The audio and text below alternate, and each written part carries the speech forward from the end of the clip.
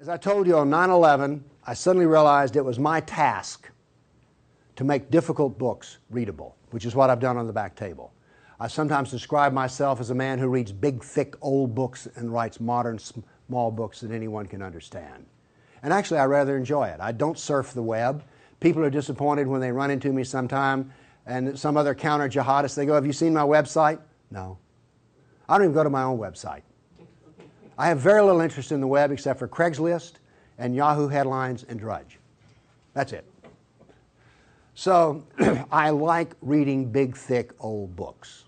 I really do. But I thought when I got my books written, in which the Quran was easy to understand, here's Muhammad, easy to understand, all these books on Sharia and everything were easy to understand, I thought, we win. No, we don't even have game. Because what I discovered was, other than a minority view, and trust me, you are so minor, everyone else's reaction to the knowledge, to the answer to question, what is the true nature of Islam, react in fear, hatred, and anger. When I try to explain to people something about Islam, they're terrified. So I thought people would run when I got my books published, and indeed they did run away from me.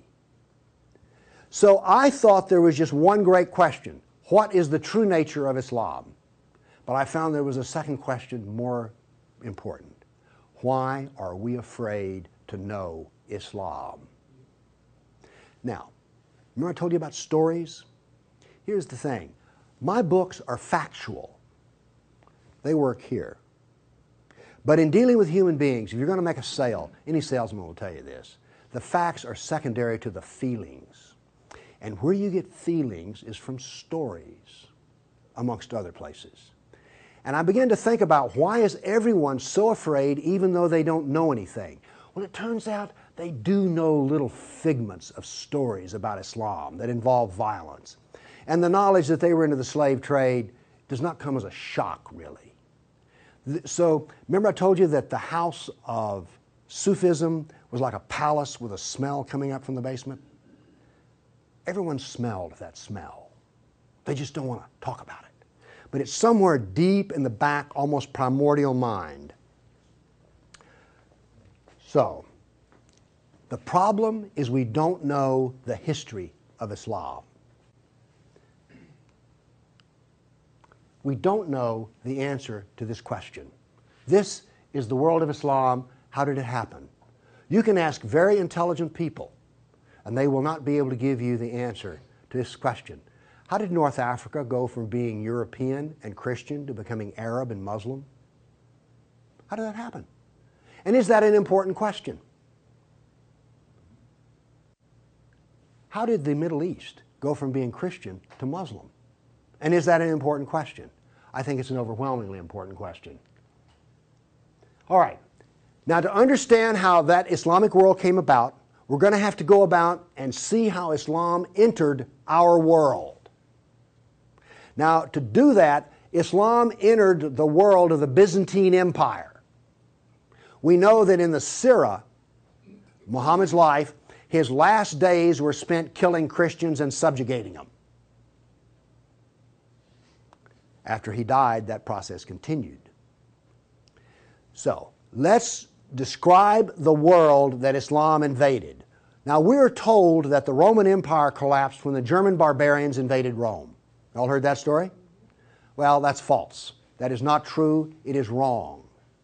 What happened was, after the German barbarian tribes invaded Rome, they set up their own version of the Roman Empire.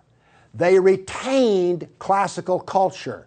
They spoke Roman. They hired Roman philosophers and Roman attorneys to teach their children and to run their schools. They came into the Roman Empire not to destroy the empire, but just to get the goods for themselves. The eastern part of the empire, so-called Byzantine Empire, is over here. Now, this is after the German invasion. The important point is this: there was still a classical empire. It's not collapsed. Then, after the fall of Rome, the Byzantines gradually exerted their political influence till now this was the new form of the Roman Empire. This is the Byzantine Empire, and it is about to be invaded. This is the classical world that Islam invaded. Notice that the classical world is still up and running. It's critical to remember that. It was now weak, but it was still up and running. We're going to see what caused its collapse. Here we see in 25 years, 3 stages of development of the spread of Islam. This is 25 years' work. How is it that the Arabs were able to do to the Byzantine Empire what the Persians could not do in Iran? Here's the answer to that question. It has to do with Iran, actually. The Greeks and the Persians had been having wars since forever. All right? The 300 at Thermopylae, that was about the Persians.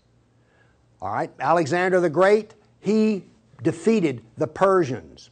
The Persians kept hammering on the Romans and then the Byzantines, and 25 years before Islam invaded, there was one massive last series of battles that left Persia weak and the Byzantine Empire very weak. Then comes along the Black Plague. 1 person in 3 dies. So the Byzantine Empire, when Islam invaded, had been weakened by a long war with Persia and the loss of 1/3 of its population. The economy had collapsed by 2/3. You think the Obama economy is bad? Try 2/3. So we had an empire that was weak, invaded by people with a mission. Now what's important here is these 3 different shades of green represent the different caliphs. This empire is beginning to build here came from people who could be described as the apostles of Muhammad. Why is it important to know that? They knew Muhammad. They held his hand. One of them, Ali, married his daughter. Abu Bakr was his father-in-law. These people are not just brothers in the religious sense, they're brothers in the family sense. They knew Muhammad like I know my wife. And what did they do? Did they go out preaching the Quran? No, they didn't. They picked up their swords, got on their camels and horses, and went out whacking Christians and Persians. That is, this is the true nature of Islam. Here you see it. This is the fruit on the tree. Massive destruction. Now notice something else that's happened here. Egypt is the breadbasket of the Mediterranean. Syria, the heart of the intellectual world of the classical empire. In 25 years, the classical civilization lost its ability to feed itself and lost its biggest brain trust. This destroys classical Christianity. Christianity that we have today is a bloody stump of the original Christianity. Why? This destroyed the heart of it, transformed it. The first stage of the annihilation of classical empire, gone. The heart of it's gone. Okay. A century later, notice over here in Spain, 750 AD, Spain is already Muslim. This is rapid fire conquest. This is going to become very important because this happened as it were in the life of a nation overnight. This brutal assault is the key as to why we fear Islam. Now then, you're next going to see history that you've not heard before. I'm not a historian, but I am a scientist. And I can reason from data. I knew, once I read the story of Muhammad, that I had been fed a pack of lies about what caused the Dark Ages. Roman barbarians didn't cause the Dark Ages. First off, why would these barbarians were Germans? These are the same people who made Germany. You're telling me they were too stupid to learn how to do Roman law and stuff? Of course not. They were very intelligent people. They didn't cause the collapse. But that's the classical theory. If you go to Vanderbilt, that's what they'll teach you. Here we go with the data. There has recently been a lot of classical ancient works that have been translated and put into a database format so they can be accessed. There's been massive archaeological research under the ocean and at the edge of the Mediterranean. From this archaeological research, we're able to track history and economies.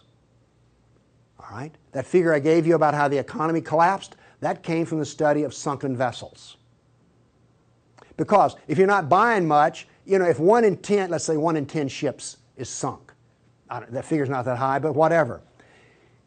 If you see a lot of sunken ships, there was a lot of ships sailing around. When they go down, the economy goes down. So from this data, we know a lot. And this, in particular, the database of ancient documents, gives us 548 battles that Islam fought against the classical world. This is all new information.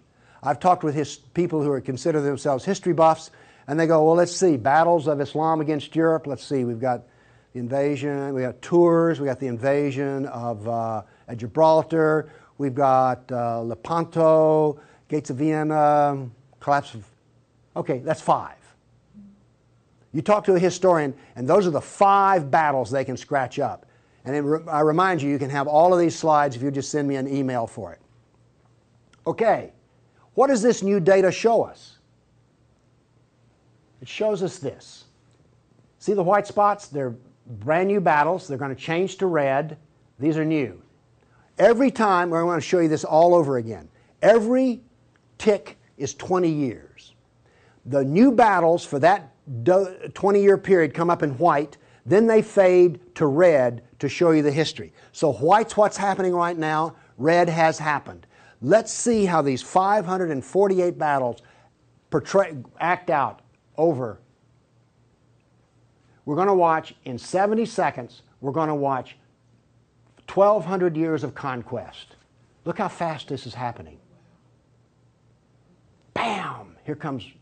You didn't know France was hammered that hard, did you? You heard of Tours. Watch what's happening in Spain and the islands. Now, many of these raids or battles, if they're at the coastline, are slave raids. The slaving that took place in here was extensive and went on and on. All of this work is also happening now then. We're now into the golden age of Baghdad. This is the punishment that's being handed out to Christians everywhere. In Spain, after one battle, there were knights' heads were cut off and they made a pile so high that a man on horseback couldn't see over them. All of the European civilization in North Africa is now gone. I have a question. Have you read the 13th Tribe? No. Okay.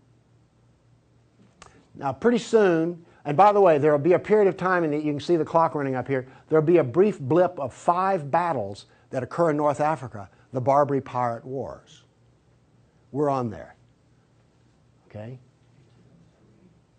Now then, Byzantium has fallen. Now then, Eastern Europe is being hammered. Notice that it is relentless. It doesn't stop.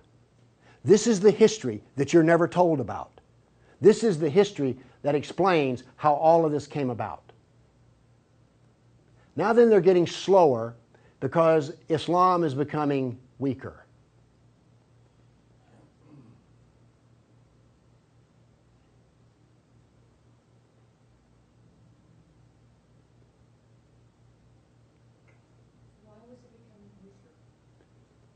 Corruption. All empires collapse from the inside ultimately. Okay. I say that what caused the collapse of classical civilization was not the invading German barbarian tribes. I say that classical civilization was destroyed by Islam. Now comes the question. Why do we not want to know that? We're going to answer that question. All right, now I want to give you the headlines. With all those little dots, basically what I've showed you is just quantity. Okay? Relentless, but quantity. Now I'm going to give, we gave you 1,200 years of battles in like 70 seconds. Now we're going to go through in about 4 minutes. I'm going to give you the headlines from each century so you will know the emotional tone of what is happening. All right, 7th century. Muhammad sent Khalid out, the sword of Allah, to the Jazima tribe to offer Islam. They refused. He annihilated every one of them. At the Battle of Oasis in Iraq, for 2 days he spent out rounding up the losers, put them in a dry stream bed, and cut off heads until the stream ran with blood. He then took the captain of the Zoroastrian Persian tribe. His wife was there. He cut off the man's head, let the blood drain into the soil, and raped his wife in the bloody soil. That was one of the companions of Muhammad. This is the nature of jihad. Where did Khalid learn how to do that? From Muhammad. From Muhammad at the Battle of Khaybar. Umar conquered Jerusalem, and every Jew and every Christian became a dhimmi, which is a third-class semi-slave. You're now going to see, for the next few centuries, you're going to see Golden Age. We're told this myth of the Golden Age, how wonderful Islam is. So here's what's happening during the Golden Age. They started attacking Sind, which is the Hindus. 26,000 Hindus died. Armenian nobles were herded into a church after a debate, and the building burned down on top of them. At Ephesus, 7,000 Greeks are enslaved. We're still having the Golden Age. All new churches were ordered destroyed. At Amorium, there was massive enslavement of all the Christians. The Egyptian Christians revolt over the jizya, which is the dhimmi tax under the Sharia. Churches are burned, vineyards destroyed. 10th century was still in the Golden Age. In Thessalonica, 22,000 Christians enslaved. Christians massacred in Seville. In Egypt and Syria, 30,000 churches destroyed. You have your religion, I have mine.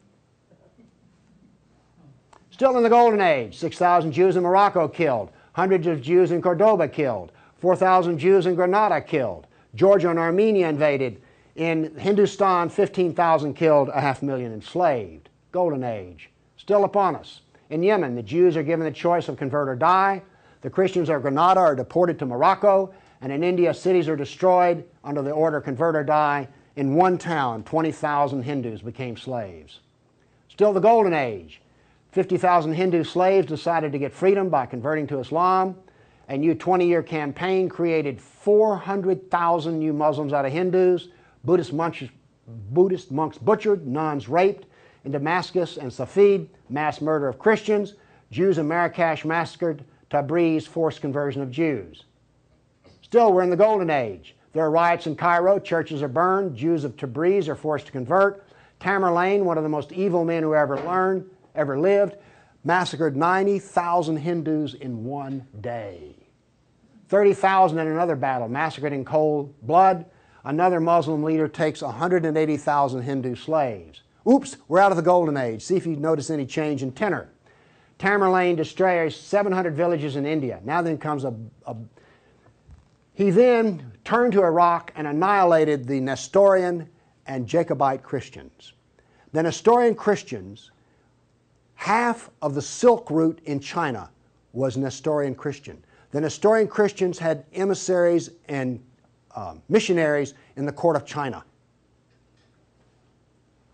Afghanistan was partly Christian. All right? Gone. This is part of the destruction of the church that no one knows about. 700 years of attack, they finally destroy Constantinople. 16th century, the son of Tamerlane destroys temples, forced conversions. Two of his generals built 2 towers of human heads. Once again, you couldn't see over them. And then noble women, Hindu women, started the practice of sati, which was mass suicide in order not to be sex slaves inside of the Sultan's harem. 17th century, Jews of Yemen and Persia forced to convert, forced conversions of Greeks. The Zoroastrians are persecuted in Persia, and over 500,000 killed Hindus. 18th century, more Zoroastrian persecution, Jews of Jeddah expelled, Jews of Morocco massacred, Hindu persecution continues. 19th century, more forced conversion of Jews, Jews of Baghdad massacred. Oops, 250,000 Armenian Christians slaughtered in Turkey. Now then, in Persia, the Zoroastrians are completely annihilated. 20th century, over 1 million Armenian Christians killed. 1 million. So you now not only know the number of battles, you now see the tenor of what's going on. You now know quality and quantity. Do you get the drift on how bad this was? Now then, the establishment doctrine is that we've already told you classical collapse had nothing to do with Islam, and indeed Islam was a source of good, because the hillbilly Europeans lost their classical learning and the shrewd, smart Arab Muslims preserved all the knowledge in the Golden Age. This is what is taught in our schools. I maintain that it was annihilated by Islam. Okay, we've been talking about land here.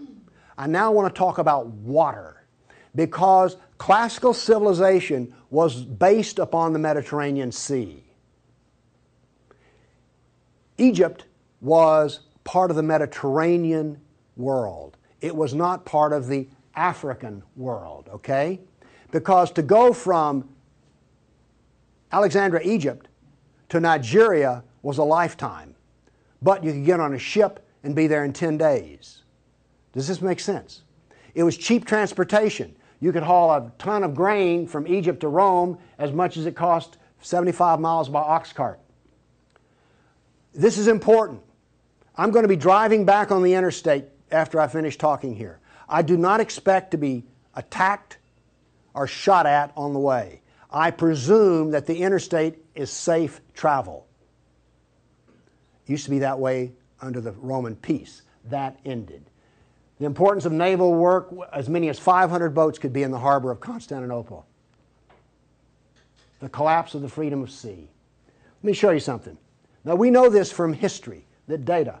Rome used to communicate with France by boat. After Islam, they went overland through the Alps. Why did they do that? There was no longer freedom of the sea. Here's interesting. The Black Plague was a known problem in the Mediterranean. It used to take 4 months to get from here to Constantinople because there was sea trade back and forth. Well, that was eliminated. So now then, when there was an outbreak of the Black Plague, it went from harbor to harbor, all around here, and it took 4 years to get to here. Do you see the point I'm making? There was that little freedom of trade. As a merchant striking out to do business, you could wind up with your ship gone, your goods gone, and you're in chains, enslaved. By the way, this cuts down a lot on commerce. A brag. The Christians couldn't float a plank on the inland sea. What did this do? It isolated Europe and impoverished Europe. So, you know the business of the Barbary pirates? You know the business of the Somali pirates? Same. It is Sunnah. It is Sunnah, the way of Muhammad.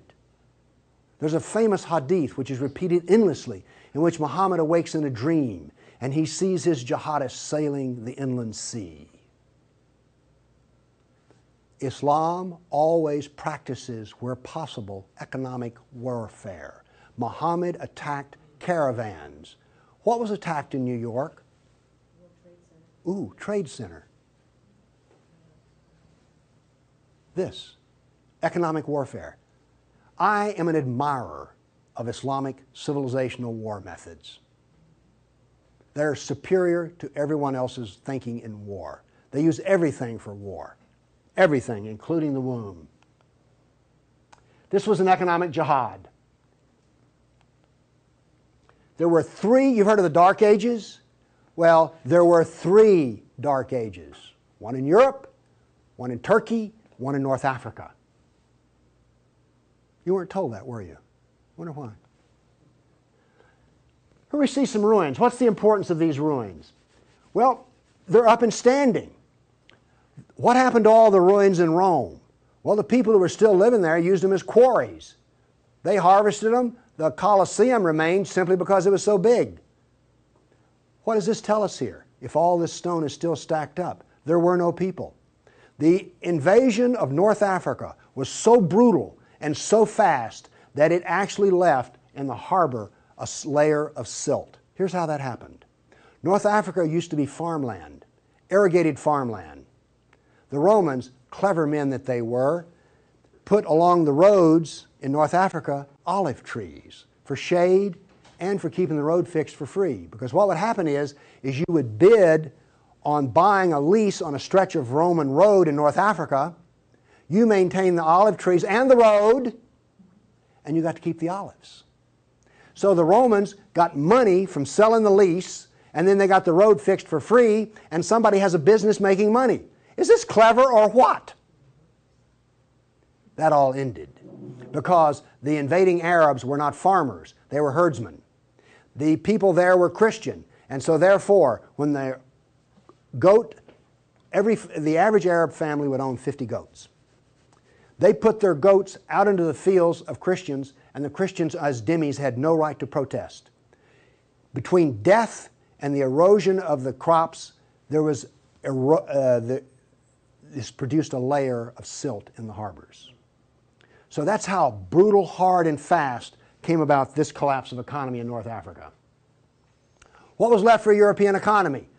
Furs, lumber, swords, and slaves. We're now really getting to one of the points where we don't want to know this history. Anybody here all real proud about how some of your ancestors were taken off a coast in Italy and then put into a harem in North Africa? And now you have children from that who are distant relations? You see, you may have distant relations in the Arab world you don't know about because 1 million Christians were sold into slavery. And by the way, the Venetians helped to do that. And another embarrassing piece of news is this. The Jews were very big in the trans-Mediterranean slave trade. Nobody comes out of this looking good. No one looks good. Are you also beginning to see, like, I don't think I want to know any more about this history at all? Okay? Are you catching on here? All right. Now, the other thing we're told that's so bad about Christianity and so pitiful about those poor Muslims are the Crusades. Who's ever heard this? Well, the Crusades, oh, that's so embarrassing. Gosh, you know, we got out of Europe, we went over there and invaded the Arab lands, and then we killed them and hurt them, and like, oh, I've heard preachers wallow in pity about how drastically bad the Crusades were. All right, first off, Islam, remember, destroyed 30,000 churches. The Jews and Christians were dhimmis. There was infinite number of brutality against Christians. Christians were fleeing the Middle East, and the Byzantine emperor appealed to the Pope, help us, please. Now this was a big thing to do because the Byzantine emperor and the Pope did not get along at all. But these were desperate people. And what did the Pope look out and see? This is the world that he saw in 1100, the time of the First Crusade. Well, let's see, this much of Spain is Muslim, and we're getting our behind kicked on a regular basis. Oh, well, this Christianity's gone. Oops, this Christianity's gone. And look at all the battles in the non-Christian, in the areas that are still Christian. Do you see the geopolitical problem that the Pope was facing here? This was not just some, you know, we'll saddle up, get on our horses, and go steal from them Arabs, which is what you're told. This is the political picture. But now then, let's do this. Let's look at a battle map for the Crusades. Let's be fair. I showed you the jihad map. Now here comes the Crusade battle map.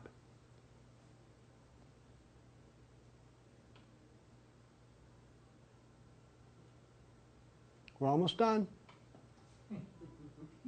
That's it. Now we're told that the Crusades are the moral equivalent of jihad. And therefore we need to be ashamed and whine and cry. All right. The Crusades were defensive, lasted 300 years, and the last one was over 800 years ago. All the jihad was offensive, lasted 1,400 years, and it's happening right now. In all probability, some Christian is being slaughtered in Nigeria today. Now, Is this moral equivalence?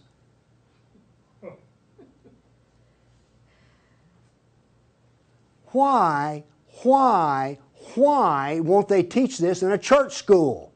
So the ministers will stop, oh, the Crusades were just so terrible.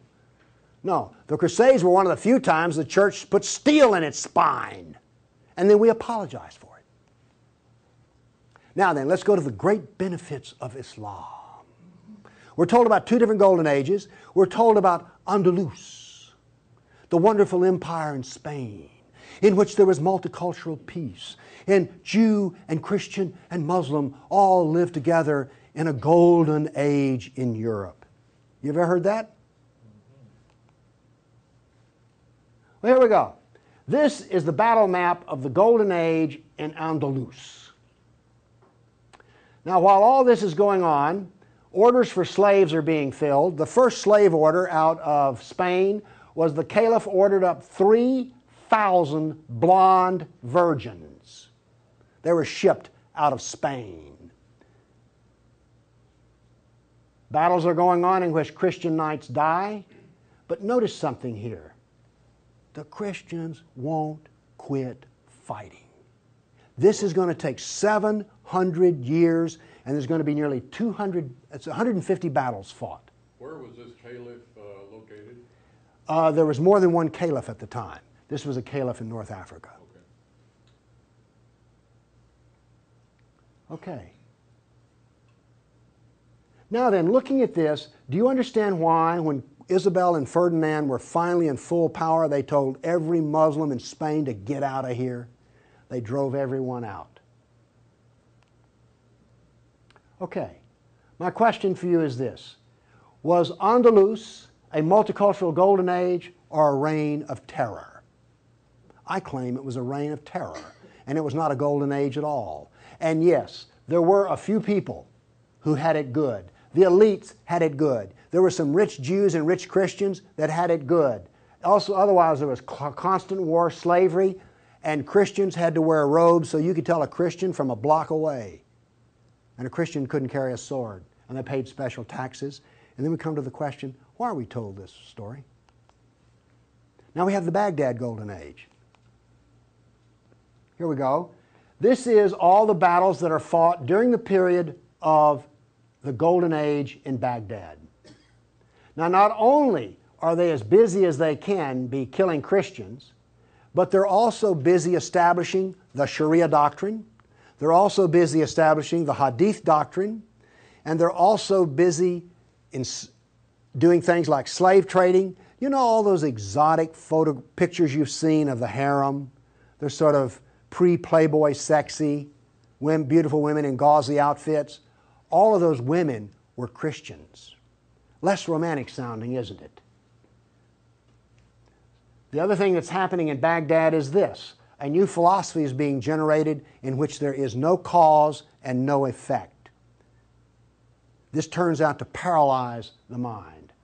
Okay, those were all the battles that were fought during the mythical Golden Age. Okay, during the Golden Age, Christians and Jews were dhimmis, Christians were sex slaves. Here's one that gets me. During this Baghdad Golden Age, they evolved a philosophy in which there were no laws of nature and there was no cause and effect. I'm a scientist. We work off of two laws, the law of contradiction, does the data contradict the data, and the law of cause and effect. I've just explained to you why, out of their Golden Age, why you don't find Muslims getting Nobel Prizes in science. You cannot be a scientist and not believe in cause and effect. You just can't. Won't work. Now then, the Christians did all of the vaunted translation of the Golden Age text, and get this. We're told that this was such a great peak of learning, they destroyed 90% of the books. And we're told that the remaining 10% they preserved is like, oh, this was the Golden Age. Oh, we live in eternal gratitude to the Muslims. If they had come along, we'd have had 100% of them. Presented with a library in India, the largest library in the world was a Buddhist library in Nalanda. They came to him and reported the existence after they had conquered, and they said, "What shall we do with the library?" The order from the general was this: if it contains any information that is in the Quran, we already have it, burn it. And if it contains any information that is not in the Quran, it is false, burn it. The same was done with most all of the libraries. And why are we told this was some wonderful golden age that preserved knowledge for us? Ottoman Empire, 1683. The reason I have this up here, Islam in Europe. That's the world today. I've now explained to you how this world came about. It came about through relentless, brutal persecution of everyone who was not a Muslim. Now then, let's change to modern times. All of that work stops in 1922. This works off a database of 19,000 jihad attacks since 9/11. There are things like this. I know the date, the country, the city, how many are killed, how many injured, and a description. Now, when you present a guy like me with 19,000 pieces of data, I start asking questions. How do we make this make sense? So let's make it make sense. By the way, you did hear all about these 19,000 attacks in the Tennessean and the local newspaper, didn't you?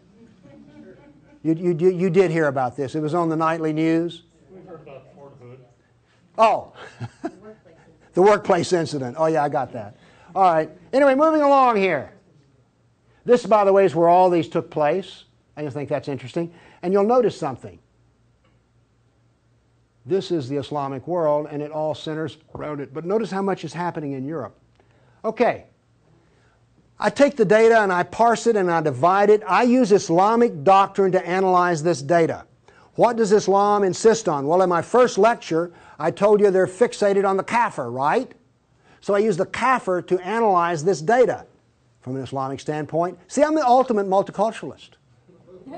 No, really. I'm the only person you've ever met who analyzes Islam on the basis of Islam. Here we go. Here we have, in the last 10 years, the total number of attacks. In the green, we have Muslim on Muslim violence. You mean a Muslim will kill a Muslim? Really? They're doing it in Syria as we speak, right? Remember Iran, Iraq? Okay. Then we have the only one I care about. I mean, my motto here is sell weapons and intelligence to the loser. I'm very serious. You think I'm joking. I know. Okay, here's our story right here. Stays pretty level. That's interesting. By the way, there's hardly a day in which there's not a jihad attack. Modern jihad is relentless, just like classical. Oh, by the way, one of the things this curve proves right here, Islam is bad for Kafirs, Islam is bad for Muslims. Islam is bad for Muslim and non-Muslim. That's what this data shows us. You want to argue with that? Okay, modern jihad is relentless. But what did we see in the other battle map? It was relentless. There are two types of jihad, against the kafir and against Muslim. You see, every time they kill a Muslim, the reason in Syria they're killing other Muslims, they're not real Muslims. Okay? Now then, we've introduced, however, a new phenomena. The mom and pop non-state jihadi shop. Okay? All of those battles up to 1922 were out of the caliph. Okay? We now have non-state jihad. That is all that is different. Okay, jihad attacks per year. I just chose the top 4 nations. But this doesn't really give us what we want because Israel's teeny weeny and India's great big, so let's do this on per capita. Now then, Israel, I bet you were surprised about Thailand. You didn't know that Thailand was getting whacked on a regular basis, did you? And look, here's a Christian nation, the Philippines, ranks number 3. And then India was Hindu. Oops, wait a minute. Do you know what I just told you?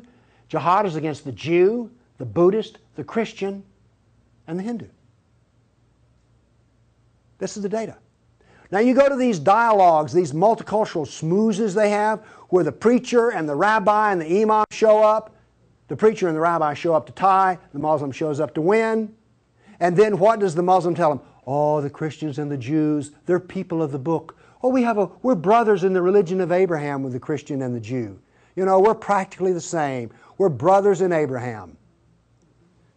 How's that stuff work out? Well, here's one of your people of the book. Here's another people of the book. Turns out they'll kill a Jew, a Buddhist, a Christian, or a Hindu just as fast as they will another. So much for being brothers in the religion of Abraham. The data does not support the theory. Therefore, the theory is wrong. There is no brotherhood of Abraham except in the minds of people who occupy pulpits. The jihad is against the Jew, the Buddhist, the Christian, the Hindu, and the secularists, by the way.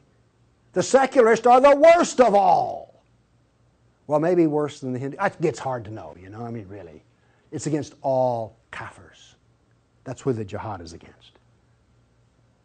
The religion of peace. Here we go. 548 battles, 19,000 jihad attacks. In 12 decades, in 1,400 years that are jihad-free. Therefore, Islam is 91% violence and 9% peace. So George Bush was 9% right when he declared religion of peace. Constant violence is why? There's a doctrine. The doctrine of jihad is found in the Sirah, the Quran, and the Hadith. We've already been over this. They don't like kafirs. We have a whole doctrine of jihad within the text. Islam was only successful through jihad. Therefore, we have a doctrine which produces jihad, and it produces this effect of the collapse of civilizations. Here you go. Tears of jihad. 270 million dead over 1,400 years. Read them and weep. Read them and weep. The doctrine drives history. History shows the true nature of political Islam. Political Islam is the enemy of all Kafir nations. There's an intellectual history. In 1,400 years, I've read a lot of old documents. They never talk about the Muslim. They talk about the Arab, the Turk, the Moor, Al-Qaeda, Asian, and it's always been by specialists. And today, all the established specialists are apologists for Islam. Why was the Quran code not cracked recently? How come we don't teach Muhammad? And why is the Golden Age propaganda taught? Why do we remain ignorant and keep suffering? I maintain there's a reason for this. I maintain that this constant brutality over the centuries has produced in the Western mind the equivalent of the abused dog, the beaten wife, and the raped child. We do not think correctly. Everybody's seen the beaten dog that when you approach it, that is the Western mind. We deny the attacks. How much jihad is ever reported? The churches will not even admit that a Christian suffers anywhere. Fear. Muhammad used fear. Any public critic of Islam has a certain fear element there. Guilt. Oh, we haven't treated Islam right. If we treated him better, everything would be good. We don't teach the history. We humiliated. Who here is going to go home and brag about how your ancestors were slaves, how your history was annihilated, and that all we teach is the lie of the Golden Age? Have you not noticed since 9/11 how bitter and angry politics has gotten? The reason is we're not allowed to get angry at the enemy, so we get cranky with each other. We're powerless. Anybody want to debate about this?